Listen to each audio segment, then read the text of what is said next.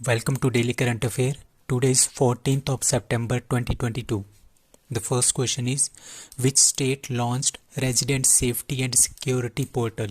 ठीक है, किस स्टेट ने residents and safety and security portal को लॉन्च किया गया है? That is by Sikkim, Nagaland, Meghalaya और Manipur. So answer is C, that is Meghalaya. तो मेघालय ने क्या किया है, रेजिडेंट्स की सेफ्टी के लिए और सिक्योरिटी के लिए एक पोर्टल, ऑनलाइन पोर्टल जो है उन्होंने लॉन्च किया है. तो मेघालय के चीफ मिनिस्टर कौन है?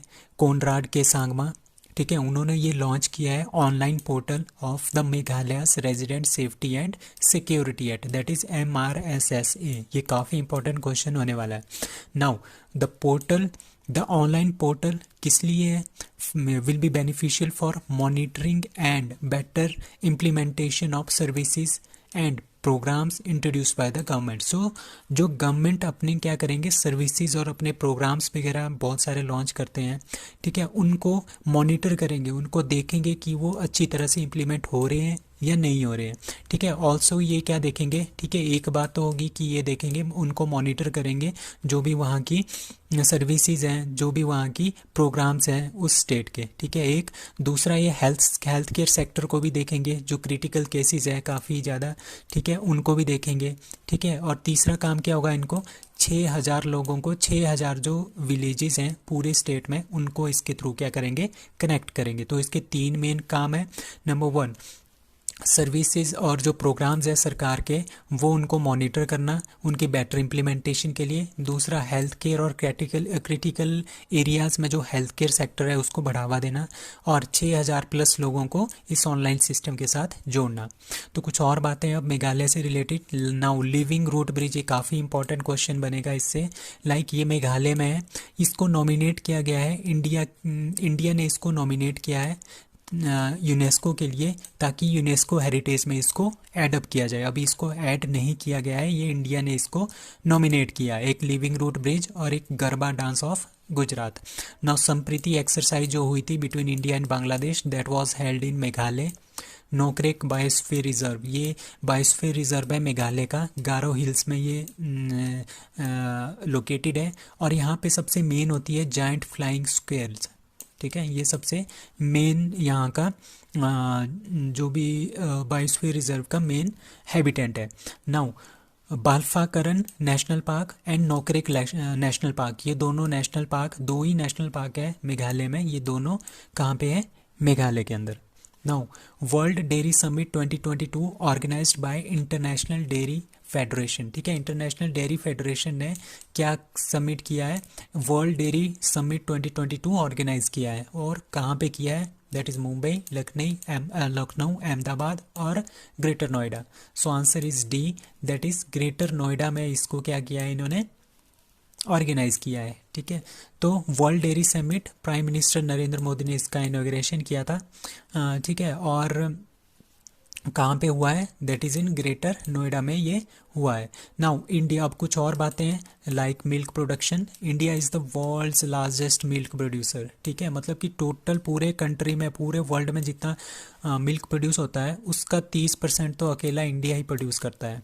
ठीक है, और यूपी सबसे लार्जेस्ट मिल्क प्रोडक्टिव स्टेट है इंडिया की. National dairy research centre, that is in Karnal, Haryana. Operation flood, ठीक है, वाइट रेवोल्यूशन जो आया था मिल्क प्रोडक्शन से रिलेटेड होता है, जितने ज़्यादा मतलब कि बहुत ज़्यादा हमने किया था, मिल्क प्रोड्यूस किया था, that is known as white revolution operation flood के अंदर. और उसके ऑपरेशन के जो ऑपरेशन फ्लड है उसके फादर है, दैट इज़ वर्गीस कीरू. ठीक है, ये नाम है, आपने याद रखना है, ये काफ़ी इंपॉर्टेंट है, ये काफ़ी क्वेश्चन में पूछा गया है कि ऑपरेशन फ्लड के फादर कौन है, that is Verghese Kurien. Now national milk day, that is 26 November. क्यों? क्योंकि इस दिन होती है birth anniversary of Verghese Kurien की. और world's milk day, that is 1 June. Parvat Prahar एक एक्सरसाइज हुई है बाय इंडियन आर्मी, कहाँ पे, जम्मू कश्मीर, लद्दाख, बकलो, HP या सिक्किम. अभी कुछ दिन पहले हमने क्या पढ़ा था, ये हमारे पास जम्मू कश्मीर वाला एरिया है एंड लद्दाख वाला एरिया है. ठीक है, यहाँ पे क्या है, यहाँ पे है line of actual control, LAC, मतलब कि अक्साई चीन, ये आजकल चाइना के कंट्रोल में है. ठीक है, तो यहाँ पे एक जगह है PP5, PP5 और hot spring, Gogra hot spring और PP5। ठीक है, कुछ दिन पहले एक न्यूज़ आई थी कि यहाँ से क्या हो गया, यहाँ पे जो अपने चाइनीज़ ट्रूप हैं वो चाइनीज़ ट्रूप क्या कर रहे हैं, यहाँ से वापस हो रहे हैं। क्यों हो रहे हैं वापस? क्योंकि शंघाई कॉरपोरेशन ऑर्गेनाइजेशन की जो मीटिंग हो रही है वो आज तक कल कहाँ पे होगी, दैट इज़ उज्बेकिस्तान में होगी। तो उसकी वजह से क्या हुआ, चाइना ने अपनी मिलिट्री यहाँ से हटा दी है। जैसे ही चाइना ने अपनी मिलिट्री यहाँ से वापस हटाई, इंडिया वालों ने क्या कर दिया, यहाँ पे अपनी एक एक्सरसाइज दैट इज़ पर्वत प्रहार एक्सरसाइज जो है उसको कंडक्ट कर दिया। ठीक है, तो ये कहाँ पे है, पेंगोंग लेक इसी के साथ नीचे को है। ठीक है, तो लद्दाख में। ठीक है, तो कहाँ पे किया है, दैट इज़ इन लद्दाख, पर्वत प्रहार एक्सरसाइज। ना वज्र प्रहार एक्सरसाइज दैट इज़ इंडिया और यूएसए के बीच में अभी कुछ दिन पहले बकलो हिमाचल प्रदेश में ये हुई है। वोस्तक 2022 that will held in Russia, इसमें चाइना भी पार्टिसिपेट कर रहा है, इंडिया भी पार्टिसिपेट कर रहा है। Pitch black 2022 that is in Australia, pitch black हमेशा ऑस्ट्रेलिया में ही ऑर्गेनाइज होती है। और रिनपैक ये हमारे पास सबसे बड़ा बिगेस्ट, वर्ल्ड का बिगेस्ट नेवल एक्सरसाइज है जो हवाई आइलैंड यूएसए में हुआ। 27 कंट्रीज पार्टिसिपेट की। इंडिया का आईएनएस सतपुड़ा और P8I इसमें इन्होंने इसमें पार्टिसिपेट किया था। Now what is Minuteman 2? Minuteman 2 क्या है? ठीक है, it is a NASA satellite to moon, intercontinental ballistic missile of USA, intercontinental ballistic missile of North Korea, Roscosmos satellite to moon. So answer is B, that is ये क्या है, ये intercontinental, मतलब कि ये एक पूरा वर्ल्ड है, यहाँ पे बहुत सारे कॉन्टिनेंट है, मतलब कि एक कॉन्टिनेंट से दूसरे कॉन्टिनेंट में इसको हम दाग सकते हैं। तो ये इंटरकॉन्टिनेंटल बैलिस्टिक मिसाइल है यूएसए की और इसकी रेंज है 10,000 किलोमीटर तक ये जा सकती है।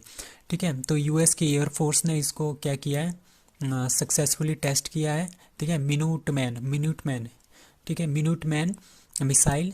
ठीक है, और इसका क्या है, कहाँ से इन्होंने इसको लॉन्च किया है, कहाँ से इसका टेस्टिंग की है, दैट इज़ कैलिफोर्निया से इन्होंने इसकी टेस्टिंग की है। ठीक है, तो ये अमेरिका की one of the most powerful missile इसको माना जा रहा है। और ये कितना, और ये न्यूक्लियर वेपन को भी ले जा सकती है और ये 10,000 किलोमीटर तक अपने अटैक को अच्छे से टारगेट कर सकती है। अब कुछ दिन पहले क्या होता, हवांग सोंग 15 एंड हवांग सोंग 17, ये दोनों काफ़ी इंपॉर्टेंट इंटरकॉन्टिनेंटल बैलिस्टिक मिसाइल है जिसकी रेंज सबसे ज़्यादा है वर्ल्ड में, that is 13,000 kilometre.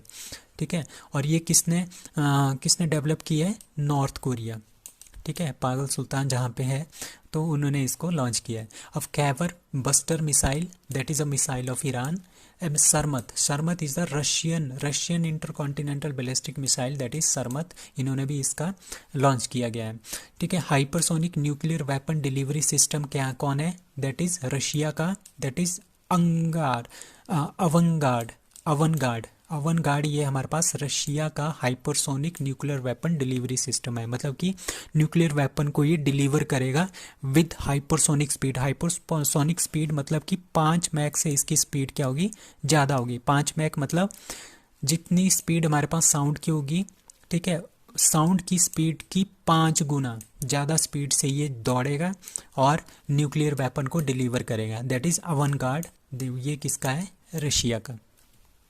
Now, which state has set up a committee on uniform civil code headed by Judge Ranjana Prakash Desai, that is Uttarakhand. So Uttarakhand क्या कर रहा है, अब यूनिफॉर्म जो सिविल कोड है उसको लागू करने की सोच रहा है। तो उसके लिए एक पहले तो एक रूपरेखा तैयार करनी पड़ती है, पूरे रूल्स तैयार करने पड़ते हैं कि हमने क्या क्या करना है।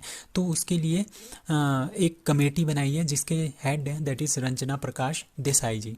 ठीक है, इसमें क्या करेंगे, इस कमेटी ने क्या किया है, एक ऑनलाइन वेब पोर्टल लॉन्च किया है। इसमें इन्होंने फीडबैक मांगे है, सजेशन मांगे हैं लोगों से।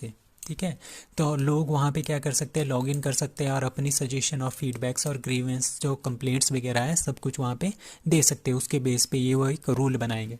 सो आर्टिकल 44 जो इंडियन कॉन्स्टिट्यूशन का है, डायरेक्टिव प्रिंसिपल के अंडर आता है ये, मतलब कि कोई स्टेट इसको इम्प्लीमेंट कर भी सकती है, नहीं भी कर सकती। ठीक है, तो आर्टिकल नंबर 44 इंडियन कॉन्स्टिट्यूशन में यूनिफॉर्म सिविल कोड है।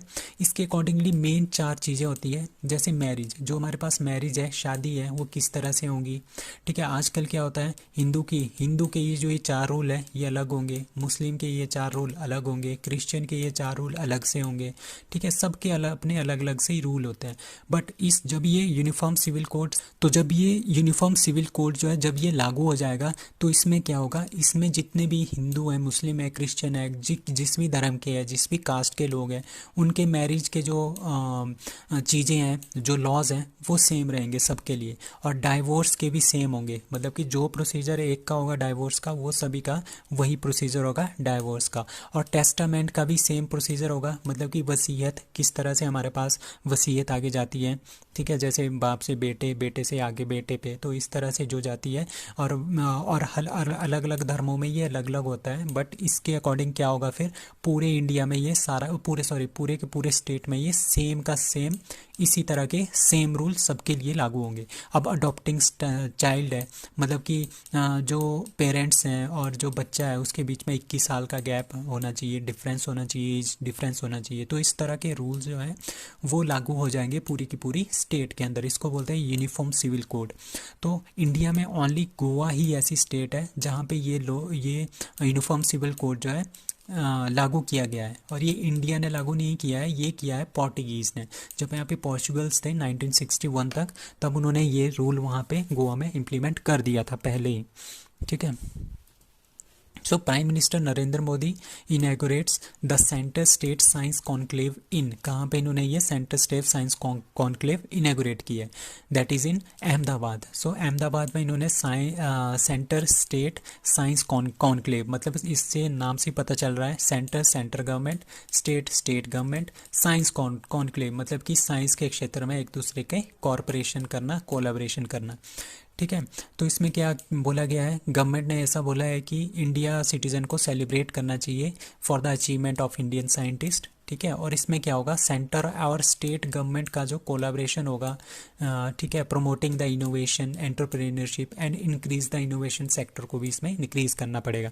मतलब कि मेन इसका है कि हमने इनोवेशन सेंटर जो है इंक्रीज करने हैं, एंटरप्रेन्योरशिप भी इंक्रीज करना है, ठीक है। इसका मेन मोटो था, दैट इज किसका, that is centre state science conclave का। अब इंडिया का जो रैंकिंग है उसको देखते हैं, 46 रैंकिंग ग्लोबल इनोवेशन इंडेक्स में इंडिया का नंबर है 46, 150वां नंबर है world freedom index, 136 world happiness index, 180 last number है, ये ध्यान रखना है, एनवायरनमेंट प्रोटेक्शन इंडेक्स में, ठीक है। 135 वर्ल्ड पीस इंडेक्स और जेंडर गैप इंडेक्स में 135। तीसरा नंबर है एयरफोर्स इंडेक्स में, एयरफोर्स हमारी सबसे तीसरे नंबर पे सबसे पावरफुल है। और 101वां नंबर है ग्लोबल हंगर इंडेक्स में, और करप्शन इंडेक्स में हमें 85वां नंबर पे। नाउ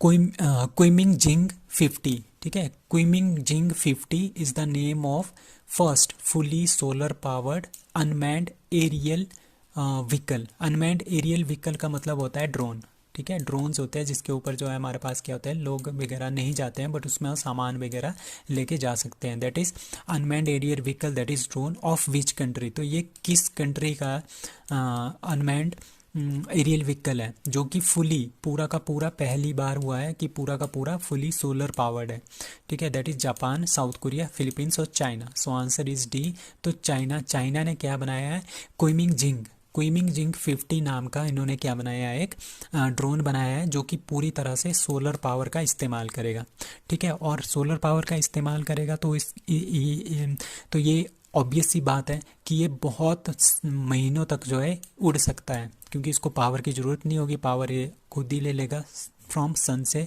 जैसे जैसे उड़ेगा तो सन की लाइट पड़ेगी और उसके हिसाब से ये क्या करेगा, अपनी इलेक्ट्रिसिटी बनाएगा। तो कभी कभी ये क्या करेगा, एज ए सैटेलाइट की तरह भी ये काम करेगा, ठीक है। So it is the first. तो ये इतना बड़ा, ये काफ़ी बड़ा है, ठीक है, इतना बड़ा लार्ज साइज का वर्ल्ड का पहला हमारे पास ये सोलर एनर्जी बेस्ड ड्रोन, ठीक है। नाउ हिंदी दिवस, अब हम हिंदी दिवस के बारे में आते हैं। हिंदी दिवस is celebrated on, that is सबको पता है 14 सितंबर को हिंदी दिवस होता है। और ये काफ़ी इंपॉर्टेंट क्वेश्चन है, हिमाचल, पंजाब और मतलब ऑल ओवर इंडिया की जो स्टेट एग्जामिनेशंस होंगी होती हैं, ये क्वेश्चन पूछते ही पूछते हैं। So answer B, that is 14 September, ठीक है। सॉरी 14th ऑफ सितंबर 1949 को क्या हुआ, Hindi Diwas, Hindi was declared as official language of India. मतलब कि जो इंडिया के कॉन्स्टिट्यूशन में लिखा गया है कि हिंदी जो है वो ऑफिशियल लैंग्वेज रहेगी इंडिया की, इन देवनागरी स्क्रिप्ट में, सारे के सारे काम हिंदी में होगा और देवनागरी स्क्रिप्ट में होगा। So India do not have any national language, आपने ध्यान रखना है, कई बोलते हैं कि हमारी नेशनल लैंग्वेज क्या है, तो नेशनल लैंग्वेज हमारे पास कोई भी नहीं है। तो 14 सितंबर 1953 को फर्स्ट टाइम हमने हिंदी दिवस मनाया था। एट्थ शेड्यूल में जो हमारे पास शेड्यूल है, हमारे पास टोटल 12 शेड्यूल है इंडियन कॉन्स्टिट्यूशन में, उसमें जो 8th शेड्यूल है वो बताता है हमारे पास लैंग्वेजेस के बारे में, और उसमें हमारे पास 22 लैंग्वेजेस ऐड की गई है इंडिया की। सो सबसे पहले हम बताते हैं 1950 में सबसे पहले 14 जो हैं 14 लैंग्वेजेस जो हैं उसको इंडियन कॉन्स्टिट्यूशन में ऐड किया गया था। फिर 1967 में सिंधी लैंग्वेज को भी ऐड कर दिया गया, ठीक है, कौन सी, 21st कॉन्स्टिट्यूशन अमेंडमेंट, ठीक है। 1992 में कोंकणी, मणिपुरी और नेपाली, ये 3 है, इनको ऐड कर दिया गया। कौन से कॉन्स्टिट्यूशन अमेंडमेंट में, ये पूछते हैं 71st amendment, constitution amendment act. तो ये क्वेश्चन काफ़ी पूछा जाता है। 21 कॉन्स्टिट्यूशन अमेंडमेंट में कौन सी लैंग्वेज ऐड की गई थी, 71st में कितनी ऐड की गई थी, ठीक है। उसके बाद 2003 में 92nd कॉन्स्टिट्यूशन अमेंडमेंट हुआ था, उसमें बोडो, डोंगरी और मैथिली एंड सेंथली, ठीक है, सेंटली, ये 4 लैंग्वेजेस जो है उसको ऐड कर दिया गया था। पहले 14 थी, फिर 1 आई, फिर 2 आई, ठीक है, और फिर 4 आई, सॉरी 3 आई, यहाँ पे 3 है, फिर यहाँ पे 4, ठीक है। तो ये कब कब हुआ, सबसे पहले आपने रखना है याद 21st कॉन्स्टिट्यूशन, फिर रखना है आपने 71 कॉन्स्टिट्यूशन। अब इन दोनों को ऐड करो, ये आ गया 92, तो जो तीसरा है दैट इज़ 92nd कॉन्स्टिट्यूशन, ठीक है। तो 2011 में ओरिया जो स्पेलिंग है वो रिप्लेस कर दी गई है ओडिया से बाय 96 कॉन्स्टिट्यूशन अमेंडमेंट से। अब कुछ इंडियन कॉन्स्टिट्यूशन जो रिकॉग्नाइज लैंग्वेजेस की है 22, वो कौन कौन सी है, लाइक असमीज़ है, बंगालीज़ है, गुजराती, हिंदी, कन्नड़, कश्मीरी, कोंकणी, मलयालम, मणिपुरी, मराठी, नेपाली, उड़िया, पंजाबी एंड संस्कृत, ये तो सबसे पहले थी, ठीक है। फिर आया 21st कॉन्स्टिट्यूशन अमेंडमेंट, ठीक है, 1967, तब हमने सिंधी ऐड कर दी, ठीक है। उसके बाद क्या है, तो तमिल, तेलुगु, उर्दू, बोडो, सेंथली, मैथिली एंड डोगरी, ये सारी की सारी। उसके बाद 92nd में जो 4 हैं, बोडो, मैथिली, सेंथली और डोगरी, ये चारों के चारों ऐड की है 92nd कॉन्स्टिट्यूशन अमेंडमेंट में, ठीक है। तो टोटल हमारे पास कितनी है, 22 languages of India. So that's all for today.